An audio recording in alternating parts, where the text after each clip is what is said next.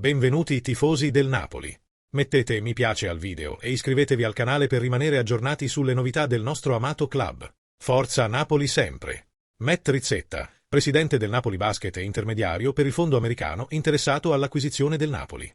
Ecco i punti salienti che ha evidenziato. Puoi presentare Underdog Global Partners e spiegarne la missione? Siamo una società di private equity specializzata nell'investimento e nella gestione di asset sportivi sottovalutati. Abbiamo 3 divisioni. La prima comprende le nostre franchigie sportive. Oggi possediamo 4 squadre professionistiche di calcio e basket in tutto il mondo. La seconda si occupa del settore immobiliare, con progetti infrastrutturali relativi ad arene, palestre e sviluppi immobiliari nel settore sportivo.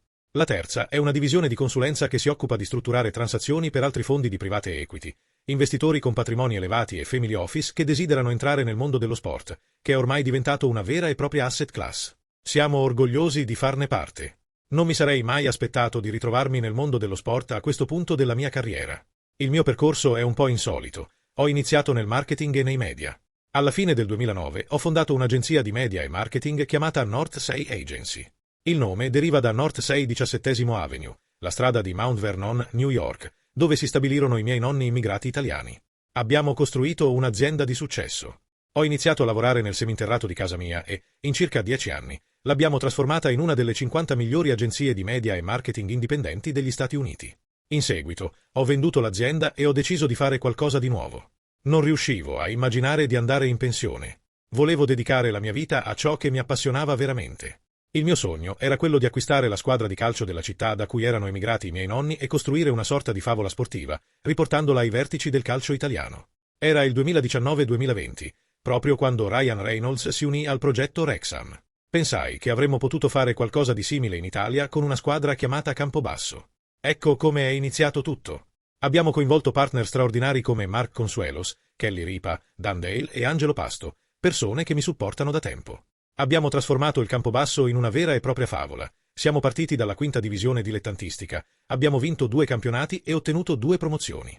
La scorsa stagione abbiamo chiuso al 4º posto in Serie C, a poche vittorie dalla promozione in Serie B, un traguardo che i tifosi non raggiungevano da oltre 40 anni. Volevamo creare una piattaforma che rappresentasse i valori degli outsider, da qui il nome Underdog Global Partners. Questi valori rappresentano la mia storia personale. Devo un'enorme gratitudine ai miei nonni e ai miei genitori, che si sono sacrificati tanto per me e la mia famiglia. Sentivo che questo club poteva rappresentare quei valori.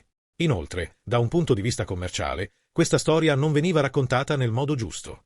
Pertanto, ci siamo concentrati, prima di tutto, sulla narrazione. Come raccontare questa storia in modo da coinvolgere non solo gli appassionati di calcio, ma tutte le persone che si identificano con il percorso di chi parte svantaggiato e con l'esperienza migratoria che mi ha portato a fare questo investimento.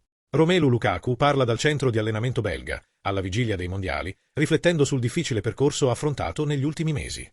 L'attaccante del Napoli ha subito un infortunio alla coscia e una ricaduta che ha ritardato il suo recupero, costringendolo a continuare la riabilitazione in patria, lontano dal club partenopeo e sotto la supervisione di specialisti. Nonostante la sua condizione fisica fosse ancora lontana dall'essere ideale, il CT Rudy Garcia ha continuato a contare su di lui, supportandolo nel suo recupero in vista dei mondiali negli Stati Uniti, in Messico e in Canada. Nessun'altra nazionale mi avrebbe convocato per i mondiali, ha affermato. La storia di Lukaku, tra emozioni e percorso di recupero. Ho giocato solo 64 minuti in questa stagione. Essere qui è un miracolo, ha dichiarato Lukaku a VTM, sottolineando come il suo ritorno in nazionale rappresenti già un traguardo importante. L'attaccante ha spiegato di voler procedere con calma. Devo fare un passo alla volta, senza mettermi pressione. Sarebbe inutile. Con emozione, il belga ha parlato delle sensazioni provate nelle recenti amichevoli. Segnare contro la Croazia in amichevole è stato emozionante, ma contro la Tunisia mi ha emozionato ancora di più. Una prestazione che ha incluso anche l'assist per il 4º gol provvisorio, ma che è stata soprattutto caratterizzata da una profonda motivazione personale. Sarebbe stato il compleanno di mio padre. Avevo voglia di piangere, ma per fortuna non l'ho fatto. Qual è la tua opinione, tifoso del Napoli? Metti mi piace al video e iscriviti al canale. Forza Napoli sempre!